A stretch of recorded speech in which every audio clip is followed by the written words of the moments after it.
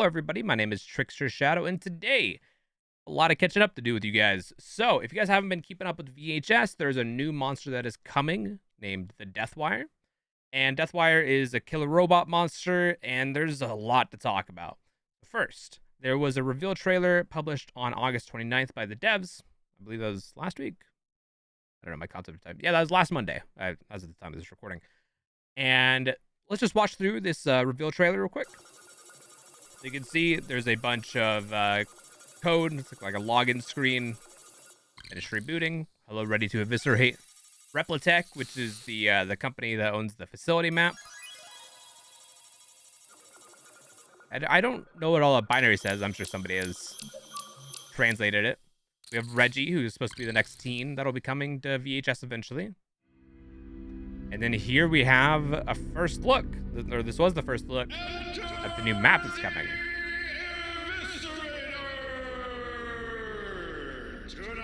So much detail. You may know it as the Bionic Butcher, a supercharged meat grinder bent on bloodshed. The Beam Matrix Backbreaker. Look at that. The only Putting a lot of quality into this map. executioner Crazy the amount of detail. history. Say its name. Raise your bone finger. His voiceover is so good.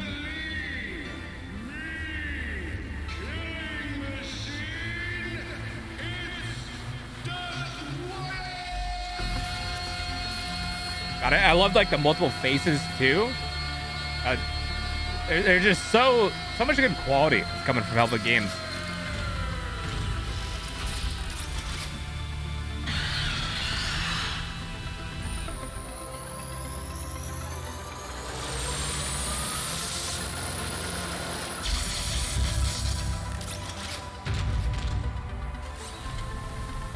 So yeah, this was the reveal trailer showing off like a little sneak peek of the new map that's coming, and also the new monster, Deathwire, which of course was that robot that you saw coming up. Ready, it says target status captured.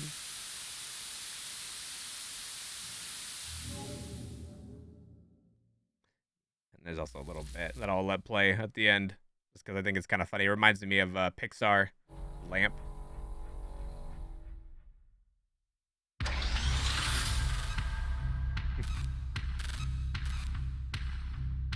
But yeah, so that was the first thing that we've seen, or that we did see of Deathwire, and then the devs have since showed us a little bit more. Like, for instance, here's some concept art of Deathwire, and people believe, like we saw this at the end of the trailer, people believe these are supposed to be the movie skins, which is also kind of corroborated by the official account kind of teasing, oh, they may be the movie skins, and so these are very cool looking. The one that reminds me more of like Mad Max type of thing with like the saw blades. Yeah, that's all very cool and everything. But really a big part of it, of course, with the map and the new monster is like how the monster plays and also the changes that are going to be coming. And so they posted on September 1st these dev notes. And these dev notes, we're going to go through them real quick just so I can catch you guys up to speed on everything that is happening with VHS. So let's go through them real quick. So they talk about how matchmaking, of course, point of pain for the community. They've implemented some back-end fixes that hopefully alleviate some of the pain points.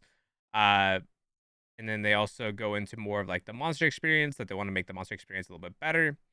And so they, I don't know if they say it here. I think I say it a little bit later on. But yeah, they're going to make the monster experience a little bit better. So they're planning on implementing a bounty system eventually, to where it's more dynamic. But for now, they're going to make it to where you earn flux instead of XP when you play the monster role. That way, if somebody is a teen main and they really want a cosmetic, they can earn more flux by playing monster. And there's a little bit more incentive for people to cross over in roles.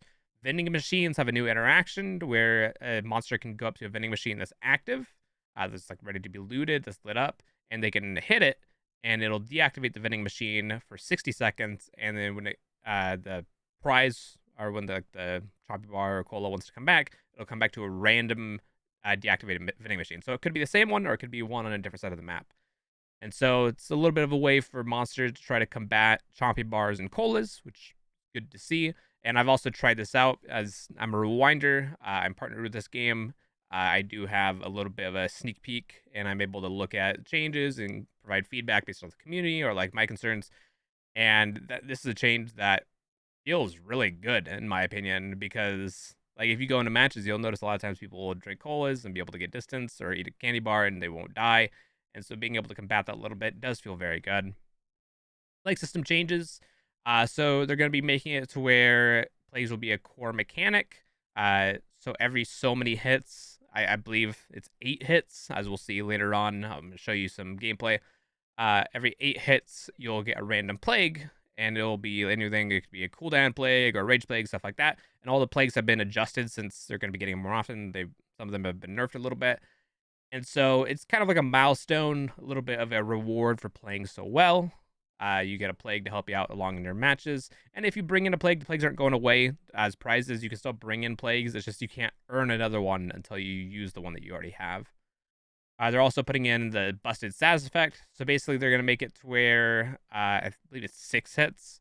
If you get hit 6 times, then you can no longer be healed by a medkit or by another person. The only way you can be healed is by a staff, and staffs do 1.25 of heals, and so you can only really heal yourself. And the aim of this is to make it to where, like, if the teens get hit a bunch, they're not able to like stay alive infinitely by just healing up over and over again and getting the healthy health state again. Like they eventually have to make some type of plays. If they play super defensively and never make any plays until you are forced to overextend yourself, may not go into their favor. And so that's very good. I think this will really help with more. I don't think it's gonna help with like newer monsters as much, but it's gonna help with like mid to high level play, which is good. I would like to see more things to help out with new monster experience, but I think helping out the mid to high level is still a good step forward. I think these are good steps in the right direction. And then the status effect for Busted will persist even if they get rezzed, which is good to see. Future store rotation. So they basically said that with this new patch, they're going to be changing up the store a little bit. I believe they're going to add more content. Yeah, I believe they're adding in more cosmetics with the next patch since they've been rotating the same cosmetics for about a week now, I believe. And going forward, we've had some updates in the implementation process to avoid the overlap. So the store will have continually more new stuff, and it won't have as much old stuff cycling and as much. Escape the Eviscerator. We're so excited. So they're bringing in Deathwire. And here's a fly through of the Deathwire map. We can look through this a little bit. 2 minutes, so might as well look through it. So like this is the main arena area. You can see this is kind of where the trailer took place. You can see that's where Deathfire came up out of, and there's a little arena fighting area. Very cool. It's like a futuristic type of game show, cyberpunk type of feel. There's I believe the champions room. You can see all the previous champions. Hologram maces. I think those are maces. Let's speed this up a little bit.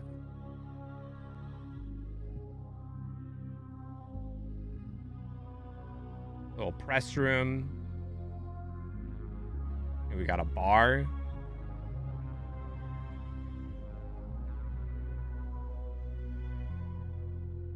A little bit of a like a lounge type area.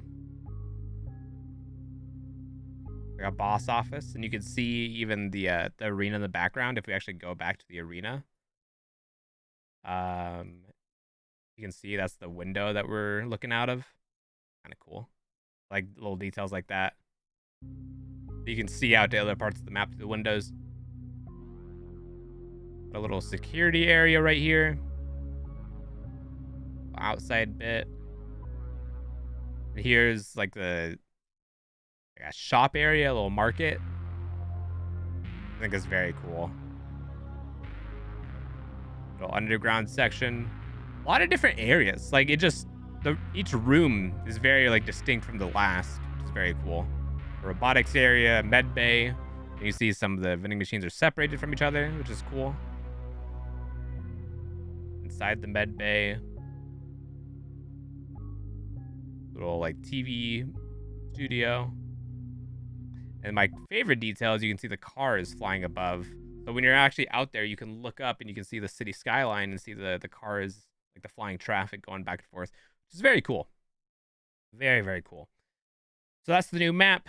So they're introducing Deathwire. Deathwire, here's a picture with some of the things that are being added. I think, if I click on this, a little bit blurry. But we're going to look through the perks first, just because the other stuff we can look through. So, kind of blurry. But Revolt, 4, 8, 12 points. Your Scream Shockwave range is increased by 36% at maximum, which that's the like the scream that you do after you get a hit. And so just having a larger radius means that you're going to be able to affect more people with it, most likely. Demoralize, when you knock down or kill a teen, all other active teens become jammed for 12 seconds at max. This perk is only active every 80 seconds. So if you down somebody, then everybody else is going to have 50% crafting and healing for 12 seconds. Be pretty impactful. And then Gutter Punch, maximum of 8 points. When you injure a teen that is carrying a pickup, they will drop it on the ground. This perk can only activate every 400, I think it's 250, or 0 seconds at max. So they drop their colas, their chompy bars, their noisemakers, their walkie-talkies, their Book of the Deads. Very influential perks. The first power that we have is Death Drift. So essentially how Death Drift works is... I'm going to explain it while we go through this video, like showing it off. So Death Drift is... recommended. It's basically like you turn in... Your bottom half turns into a giant wheel, and you go around it at a faster speed. When you're in this mode, you can't attack. If you do try to attack, it'll take 0.66 seconds longer in order to attack. So there's a little bit of like a wind-up punch. And there's also a drift ability that you can do to where you can kind of like dash in and out of like cover or like try to avoid weapon damage. Which you can see right here. They're about to dash. Dashing back and forth. It's kind of cool. And at the very end here, they'll show off the punch, where it takes a little bit longer. That's pretty much the consequence for like not changing it early, for trying to attack out of it, is that it takes a little bit longer. And then the mutations, you have mutations for the drift ability. Wait, not the drift ability. Oh, here it is. For the drift ability, Nitro Booster, when you initially go into your Nitro or to your drift ability, you'll go 160% faster for 1.4 seconds. But if you hit a teen, then you won't be able to use your ability for 10 seconds. So it's basically for like getting that first hit, but you're a lot better at getting the first hit or for like surprising people, but you're not as good at getting that second hit. Homie Cycle increases the focusing time to go into drift mode by 40%, so you can get into drift mode much faster. The movement speed bonus provided by the drift mode is reduced by 25%, so you can get into it faster, but you don't go as fast. Overdriver, while in drift mode, your voltage device cooldown recovers 50% faster, while in assault mode, which is you're basically just running around, it recovers 50% slower. Voltage device is this ability, is your shock ability. So the shock ability makes it to where the teens, it's similar to the howl in how it functions, kind of, at least like with the teens not being able to use their weapons while they are shocked. While you can see their skeleton, while the shock is going through their body, they can't use their weapon. They can't vault windows as well. They can't do anything. The only thing they can do is run. They can't use any consumables, any of that. But it only applies to the people that are shocked. So anybody that is within like this circle, the shock circle, will be affected by that and they'll be shocked. And you'll notice that they also turn yellow. When they're yellow, they are considered overcharged. And when they're overcharged, they can't be shocked again for 7 seconds. And so that makes it to where the Deathwire can't just spam their ability and there's no feedback from the teens. It gives a little bit of a window for them to try to fight back. But if the overcharge expires, then they can be shocked again. You can see they can't be shocked, can't be shocked, can't be shocked. Now they can be shocked. And you can see even here, you can do it through walls. It goes through any collisions. It goes up to 18 meters, and it goes through anything. You can shock people that are above you on a different floor. You can shock people on the other side of a wall. You can shock people through windows. You can shock people anywhere on the map within the 18 meters that you are by.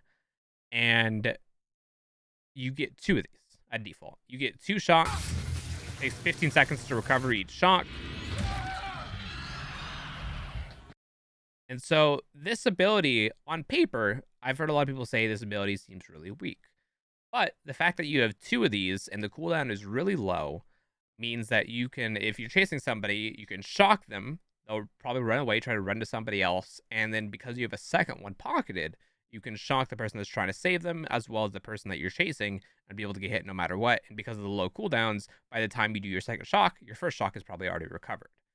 And so this is an ability that will keep you in the fight quite a bit, and it's a lot more versatile and dynamic than like the Wear of Howl, for example. And I think it's going to be very interesting because it'll make Deathwire a lot more of like a scrimmage character that you can fight in the team battles. The 1v1's a lot better. I can see that's why we're still struggling with like RC weapons since there is no defense for RC weapons. Although you do have kind of a defense because like let's say that somebody is summoning a helicopter above you. If you manage to shock through the floor and shock their body, it'll stop them from summoning. And so there is a little bit of stuff that you could do potentially. But this is a very interesting ability. And one thing that people also didn't consider is that because the cooldowns are so low on the shock ability, on the voltage, you could shock staircases, could shock corners, you could shock any potential ambush spots. You could come into a room where you think somebody is and shock the entire room and try to like smoke out anybody that's in there. And it could be used as kind of like a tracking tool as well and to like avoid ambushes. And so this is really good. This is a really good power, and I'm very excited to try it out. Of course, like every other mutation, we have 3 different types of mutations. So this one, Risk Radar, the time that an armed teams are exposed by the beam matrix. Oh wait, not that. Beam matrix is the next one. Scissor Spike, that's what we're looking at. While teams are shocked, they're also exposed. The activation time of the voltage device is increased by 45 seconds. So when they're shocked, you can see them from walls. Circuit Breaker, when the teens are shocked, they're also jammed for 20 seconds. And so this could be good for like shocking people through floors. If you're not able to get to them, then they're going to be jammed. They're going to be crafting a lot slower, healing slower for a long time.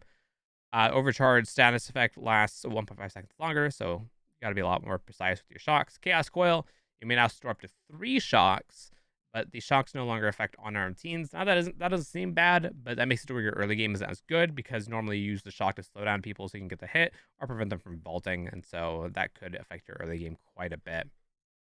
Beam Matrix. The way that Beam Matrix works is it's a scan ability. Now, when you think scan ability is like, oh, is it like Wart's ability? Well, it's kind of different. So the way that Beam Matrix works is anything within this square will be revealed to you. Their auras will be revealed to you, and it goes the entire map. And so the best way to use this, because it goes all the way to the edge of the map, is from like the corners of the map or from the sides of the map, because you can cover the most ground that way. So you can see they scan, and because this Jess's foot is within the square, their aura is revealed. Which is very, very cool. And so this is an ability that is normally on a 20-second cooldown. It goes on 10-second cooldown after getting a hit. And so you're going to be getting this quite a bit. And so you can line up multiple stations. You could line up like 3 or 4 stations within the same square and scan all of them. And then boom, you have half the map that you've scanned, or half the points to where people would be scanned. And you can go and make guesses where other people are going to be based off that information. So this is a very like common, like in terms of like how much you're going to be using it, tracking tool, and it's going to be pretty effective in my opinion, especially because it's aura reading. It's not even like the little snapshots you see with Wart. And so you got 3 mutations. Risk Radar, the exposed, which is the aura reveal, is increased by 30%. The amount of time that they're exposed, but the unarmed teens are reduced by 30%, so you can track armed teens for a little bit longer. Unarmed teens not as much. The area scanned by the beam matrix is increased by 30%, basically the square that you're scanning in, but the activation time takes longer with augmented optics. Terror Tracer in drift mode, your movement speed when activating the beam matrix is increased by 250%. 250%, so like the channeling time, like when you're channeling, you don't go as slow. And then in assault mode, you go slower when you're scanning. Yeah, in my opinion, I think that Deathwire is honestly the most fun monster that I've played in the game. Obviously, they're not coming out for everybody until tomorrow on Thursday, September 8th. And so I'm curious to see what you guys have to say about Deathwire, whether you like him or not. But I think he's very worth it. He's going to be about $10, 1,200 fan bucks, or 24,000 flux, so you can earn him through grinding, although it will take a bit of grinding. And if you're bit on the fence, you want to see how more of his power works for yourself, he will be available in the training room. So you can go to the training room and like mess around with his power a little bit with the bot that's in there. And if you like the idea of it, then you could purchase it yourself. So if you're on the fence, you could always do that. And so I'm very excited with these quality life changes that are coming. Uh, this new map is coming with the new monster. We also have a dev video to where they showed off some of the gameplay, and so I'm gonna have this running in the background a little bit. Let's skip ahead, so you can see like they low. You can see like the 8 hits in order to get a plague, and you can see like right here they're shocking up to stop people from crafting on a station. They go into the drift mode so that they're running around, to catch up a little bit faster. And there's also one of the changes that they haven't talked about yet. I wonder if we can see it later on. They end up getting this hit. Let me see if I can skip to it. Right over here. So let's look at this. So there's a change to the sacred staff that they haven't mentioned, but we can see into this video. They end up getting ambushed by sacred staff. I believe in a few seconds here. Shock over there because they see somebody, but then they start getting hit by sacred staff. You'll notice that the sacred staff has a different animation to it. So it looks like they lowered the height that the sacred staff fires at. It previously would fire like at the level of the person's head or like above their head, but now it's firing closer to their shoulder. And so I'm guessing that they're trying to make it like more in line with the Enigma and trying to prevent cases where people are like firing over banisters. And so they changed the animation that. So, and I think they probably changed this as well because it's got to be crafted maybe more often since it's the only thing that can get past busted. Let's go through and look.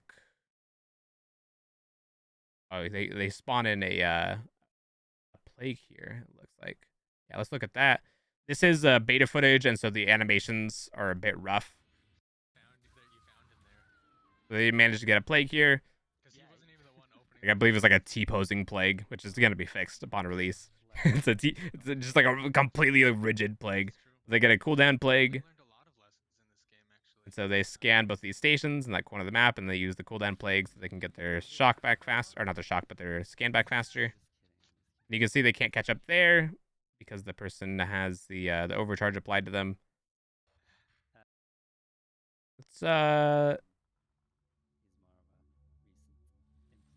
you can see them trying to shock to try to get the person down there. I don't know if there's really anything else that is worth showing. Oh yeah, the busted status effect. So you can see the zombie. The zombie. It's when they down the person dies to 6 hits, as you can see. But then they get rezzed, and when they get rezzed because they're at the 6 hits, they come back and they're busted, which means that they can't heal.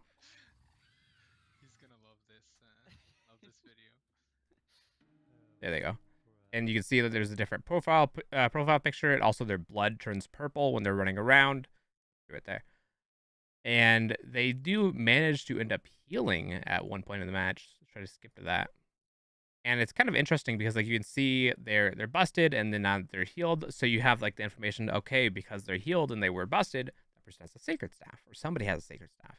So you kind of have an idea of like what weapons they're making because of the profile portraits. It's kind of an interesting idea. And they end up getting hit later on. 7 hits. As you can see, they're busted again. Now they're going to have to make another staff. They get downed. And so that's one thing that people didn't really realize with the busted change is it doesn't mean that person's going to die at 6 hits. It just means that they're not going to be able to heal without the sacred staff at 6 hits. And yeah, that's pretty much it. I'm very excited. I plan to put out some videos of Deathwire. Oh, that's also something that's kind of cool. You can see because one person's dead, they have a little reticle around them, the little stick figures. But I plan to put out some videos of me playing Deathwire. I'm going to be trying to level up Deathwire as much as possible. You can see the purple blood because the person's busted. I saved up 25 prize boxes, and I have probably like 30, 40 prize points for Deathwire. And so I'm saving up quite a bit to try to level up Deathwire as fast as possible. And I'm very excited. I'd love to hear what you guys think. I'll be linking a lot of the things that we looked at in the comments down below, or in the description down below, rather. And so if you guys want to look through it yourself, you feel free to. Would love to hear what you think in my Twitch channel, twitch.tv/TricksterShadow, also in the links down below. If you have any questions about the Deathwire DLC or what's going to be happening with the game or anything like that, feel free to ask on there. That way we can have more of a conversation. And I will see you guys in the next video that'll hopefully be Deathwire. All right, bye everyone. Have a good rest of your day and see you later.